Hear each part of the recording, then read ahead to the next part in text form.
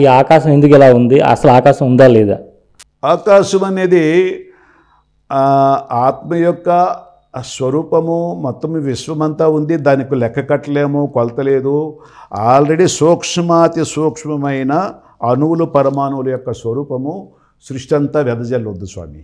ఉంది అంటే లేదు అనడానికి వీల్లేదు, ఉంది అనడానికి వీల్లేదు, దానికి అంతు లేదు కాబట్టిగా ఉంది.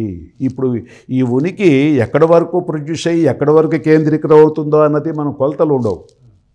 నవగ్రహాలు ఎక్కడి వరకు తిరుగుతున్నాయి, ఎక్కడి వరకు ఉంటుందనే దాని కొలతలు కొలమానాలు ఉండవు. మొత్తం మీద సృష్టి ఉంది.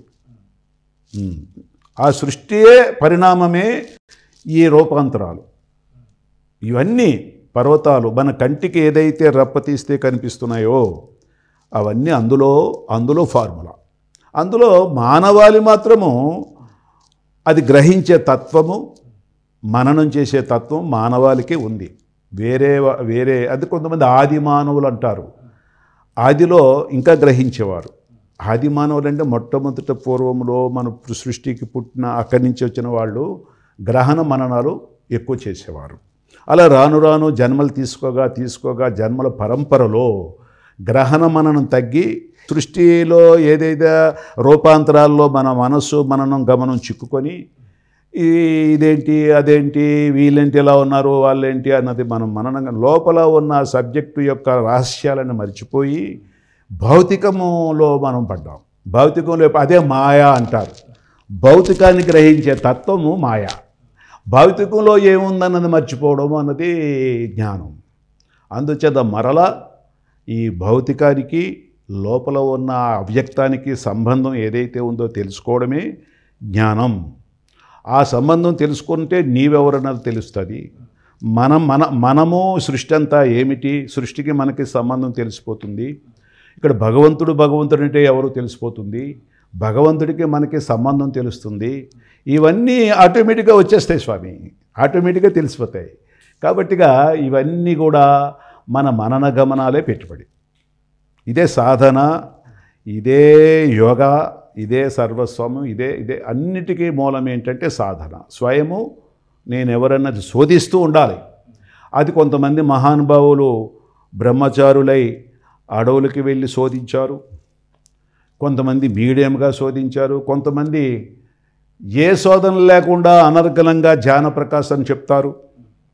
ఇవన్నీ ఎవరికి వారి పాత్రలు స్వామీజీ. ఇక్కడ ఇప్పుడు బ్రహ్మచారులై భార్యా పిల్లలు విడిచిపెట్టి ఏ అడవుల్లో గుహల్లోకి వెళ్ళిపోయి తపస్సు చేసుకుంటూ శోధించారు ఆ యొక్క రహస్యాన్ని.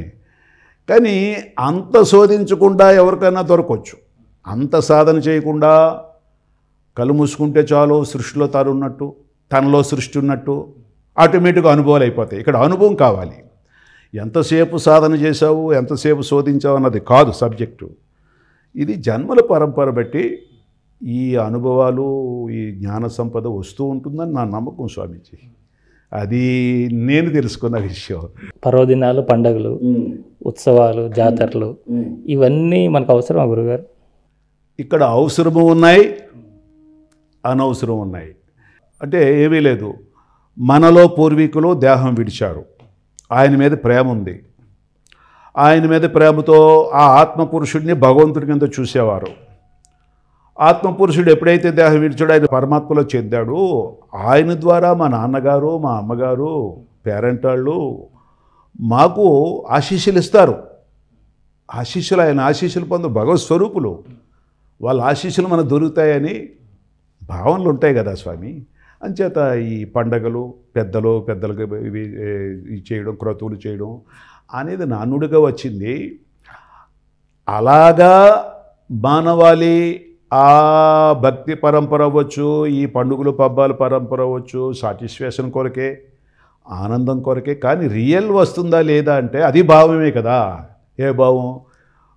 ఓ తండ్రి, నువ్వు ఎక్కడున్నావో, నీవు నడిపించావు, నేను మర్చిపోలేకపోతున్నావు, మా వెన్నంటి నడిపిస్తున్నావు, మాకు చేదోడు వాదడుగా ఉంటున్నావు, మరి ఈ ప్రసాదం మీకు పెడుతున్నాం, స్వీకరించండి అని మంచి భావాలు ఇస్తున్నాం కదా.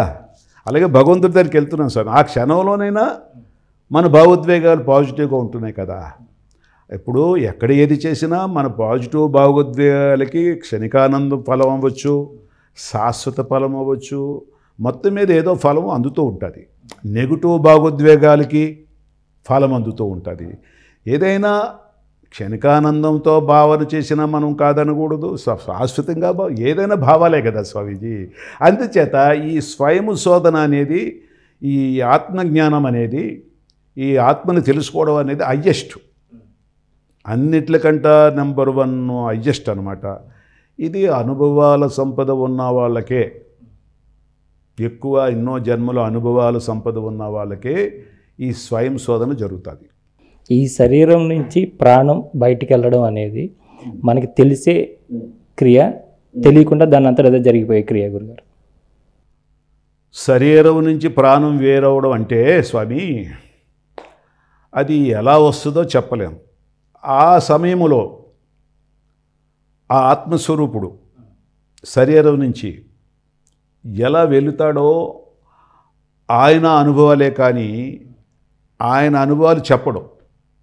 తుది శ్వాస విడిచిపెట్టేటప్పుడు ఈ అనుభవాలతో ఆ ప్రాణం వెళ్తుందా అన్నది ఎవరికి తెలియదు కదా. అప్పుడు ఆయన చెప్తే కదా తెలుస్తుంది. ఆయన అనుభవాలు చెప్పరు, కానీ మన ఈ ప్రాణాన్ని ఏ విధంగా ఈ శరీరం నుంచి బయటికి పంపించగలం, ఏ క్షణంలో ఎప్పుడు కావాలంటే అప్పుడు మన ఈ శరీరాన్ని వదిలే అవకాశం. అదే దానికే వస్తున్నాను. అనుభవాలు అనేది ఎవరితో పంచుకోలేడు. నా ప్రాణం ఎలాగెళ్ళిపోయింది, అలాగే నేను ఎంతో అని. అంటే ఇక్కడ అర్థం ఏమిటంటే, ప్రాణము రావడము వెళ్ళడం అన్నది ఒక క్రియ. ప్రాణం వస్తుంది గర్భంలోకి, వెళ్ళడం అదే క్రియ. ప్రాణం ఆదిశ్వాస, ఆదిశేషుడు వస్తాడు, గ్రంథుల్ని యాక్టివేట్ చేస్తాడు, అవయవాలు యాక్టివేట్ చేస్తాడు, అది క్రియే. మన గ్రంథుల్ని నాడుల్ని విడిచిపెట్టి వెళ్ళిపోతాడు ఆదిశేషుడు. ఆదిశ్వాస, తుది శ్వాస అంటారు, మనశ్వాస అంటారు. అయితే ఇది ఒక క్రియ. రావడం అన్నది జరుగుతుంది, వెళ్ళడం అన్నది జరుగుతుంది. ఎందుకు రావడాలు రాకపోకలంటే కర్మల ఫలం. రాకపోకలు అనేది మాత్రం కామన్, అనుభవాలన్నవి కామన్. దాని పేరే జననం మరణం పేరు పెట్టుకున్నాం. అంటే రావడం అంటే జననం, వెళ్ళడం అంటే మరణం. అమ్మమ్మ మా వాళ్ళు పోయారు, మరణించారు అని అంటాం.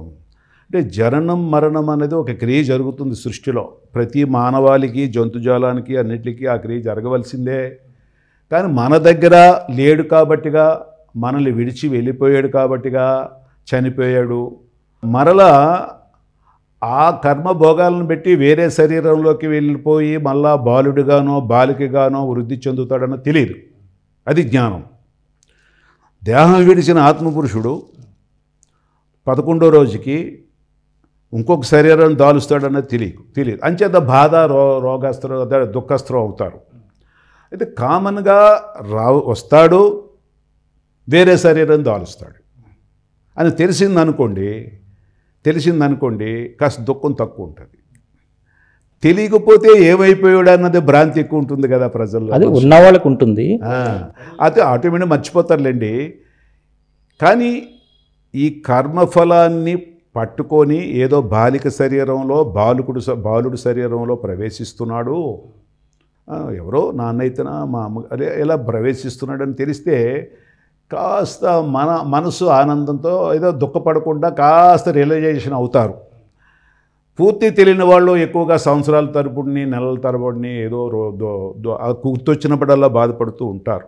సహజం కదా అది స్వామి. అయితే జననం మరణం అన్నది సహజ క్రియ, తప్పదు. పంచభూతాత్మకతో కూడిన శరీరంలో ఉన్న ఆత్మ మళ్ళీ పంచభూతాల్లో చేరవలసిందే, పంచభూతాలతో మళ్ళీ తయారైన శరీరంలో దాల్చవలసిందే. ఇదొక క్రియ. ఈ క్రియ అన్నప్పుడు ఎవరు నాలెడ్జ్ని పెట్టి, ఎవరు భావసరళను పెట్టి వాళ్ళు తన స్థితిగతులు ఉంటాయి. మనం ఏడుస్తున్నారా అని అనకూడదు, దుఃఖం ఎందుకు అని అనకూడదు, సహజం అది. ఇంకంతే స్వామీజీ. ఈ క్రియ అన్నది మనకు తెలిసినప్పుడు ఇతరులకు కూడా చెప్పాలి.